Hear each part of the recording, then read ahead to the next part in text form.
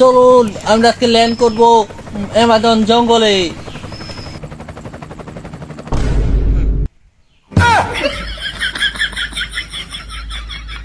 আমি cocoa grill আপনাদের আজকে দেখাবো কিভাবে এই জঙ্গলে প্রতিকূল পরিবেশে টিকে থাকা যায়।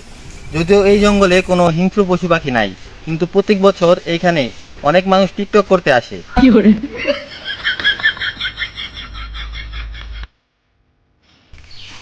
তো দেখতেই পাচ্ছেন ওইখানে অনেকগুলো খরগোশ আছে। তো আমরা এখন খরগোশগুলো ধরবো। সামনে একটা খরগোশ দেখা যাচ্ছে, আর খরগোশটাকে যেভাবেই হোক আমাকে ধরতে হবে।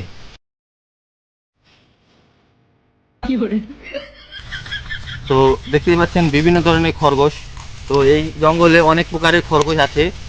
ওই কেরে কেরে আমার ছাগলের কাছে গেছে কেরে রে একবার তুই চলে না দেখি খারাপ আমার ছাগল ধরতে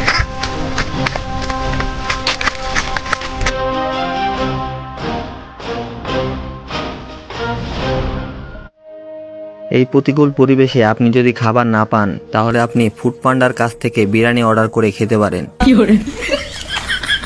তো দেখতেই পাচ্ছেন সবথেকে বিষাক্ত সাপ, ধরা সাপ। তো এই সাপ একটা মানুষও কামড়ায় নাই। নাগনাগিরির অনেক সিনেমায় এরকম বড় বড় বিষধর সাপকে বিন বাজিয়ে সাপুরেরা বসে আনতো।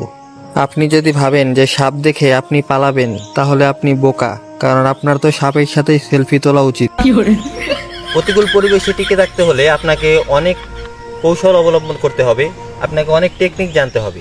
তো কিভাবে সাপটাকে আপনি কন্ট্রোল করতে পারেন, তো আসুন দেখা যাক। তো অনেক ছবিতে আমরা দেখেছি যে সাপুরেরা সাপকে বিন বাজিয়ে কন্ট্রোল করে। তো আমরা আজকে সেই জিনিসটাই করতে যাব। আর আমার কাছে তো বিন নাই, তাই আমি হাত দিয়ে বিন বাজাবো। তো আসুন কিভাবে সাপটাকে কন্ট্রোল করা যায়।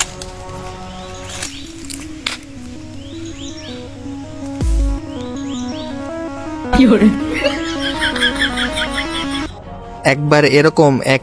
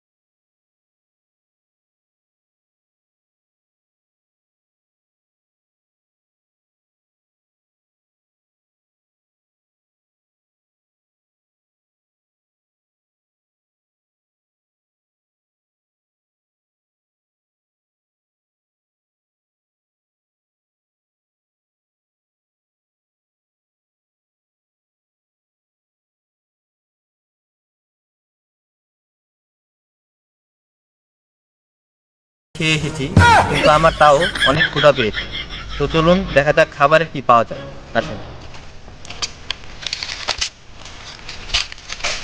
আসুন আসুন, দেখুন দেখুন কি পেয়েছি আমরা। এই দেখুন, এটা হচ্ছে ঝালমুড়ি গাছ। তো এই ঝালমুড়ি গাছে আছে অনেক ধরনের প্রোটিন, ক্যালসিয়াম এবং ভিটামিন। এটা খেলে আপনি মরে যেতে পারে, তাই এটা আর খাওয়া যাবে না। যাওয়া যাক।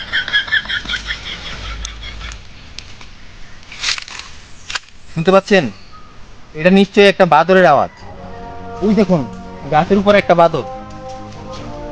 প্রত্যেক বছর এই জঙ্গলে টিকটক করতে এসে অনেকে এই বাদরের থাপ্পড় খেয়ে আহত হয়ে যায়, তারপর তাদের হাসপাতালে ভর্তি করা হয়। তো যারা যারা টিকটক করতে আসবেন তারা একটু সাবধানে সেফটি নিয়ে আসবেন। চলুন সামনে যাওয়া যাক।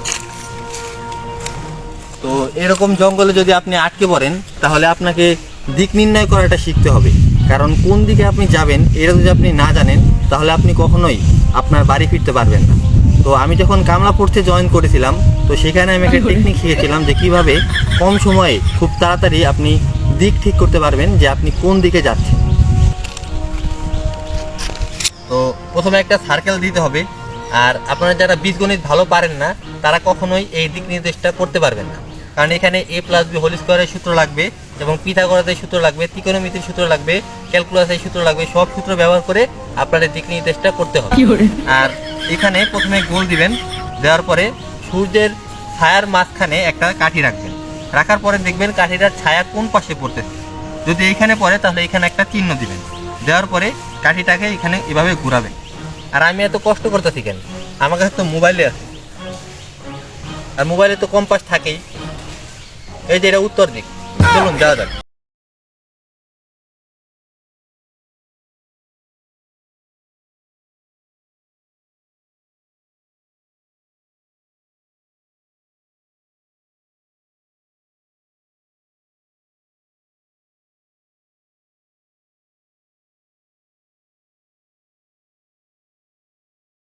যে এই রেল লাইন ধরে এগিয়ে গেলে আমি আমার বাড়িটা ফিরতে পারবো। তো চলুন যাওয়া যাক। এরকম প্রতিকূল পরিবেশে আপনি যদি ডিপ্রেশনে চলে যান, তাহলে আপনি আপনার গার্লফ্রেন্ডের কথা মনে করতে পারেন। তো অবশেষে আমি আমার বাড়ির রাস্তা পেয়ে গেছি। যদিও আমার বাড়ি এর পাশেই, কিন্তু এই রাস্তাটা অনেক নির্জন। তো আপনি যদি এভাবে প্রতিকূল পরিবেশে আটকে যান, কেউ কিন্তু আপনাকে নিতে আসবে না। তো আমি আমার বন্ধুরে ফোন দিছি, ও R15 নিয়ে আসতেছে। তো আমরা R15 করে বাড়ি যাব।